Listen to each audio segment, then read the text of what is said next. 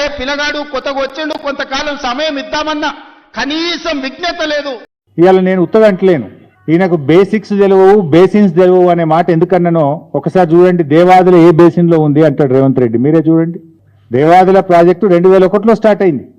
ఇది గోదావరి బేసినే కదా, ఇది గోదావరి బేసినే కదా, దేవాదుల కూడా గోదావరి బేసిన్ అని అడుగుతుండు. 23 సంవత్సరాల క్రితం దేవాదుల స్టార్ట్ అయింది. ఇలా ఓ సామాన్య రైతును అడిగితే కూడా దేవాదుల ఏ నది మీద కట్టిను అంటే గోదావరి నది మీద కట్టిను అని ఓ స్కూల్ పిల్లవాడు చెప్తాడు.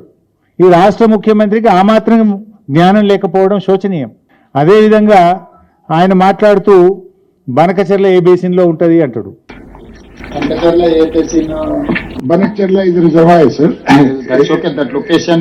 It is in Prakasham Jilla, sir. Prakasham Jilla. And then you are facing. No, sir. Basin. Penna Basin. Penna. So they are shifting Godavari Basin to Penna Basin. Penna Basin, yes. Ante kada. Via Krishna Basin. By Krishna, Godavari to Krishna to Penna. That is 3 basins. Okay. Revanth Reddy గారు తెలుసుకోవాల్సింది ఏంటంటే, బూతులు తెలుసుకున్నంత సులువు కాదు బేసిన్ల గురించి తెలుసుకోవడం. బూతులు మాట్లాడినంత సులువు కాదు బేసిన్ల గురించి అర్థం చేసుకోవడం. రేవంత్ రెడ్డి గారు, నీ చిల్లర రాజకీయాలతో నీ అజ్ఞానాన్ని బయట పెట్టుకొని రాష్ట్రం ముందు పరువు తీసుకున్నావు నిన్న నువ్వు.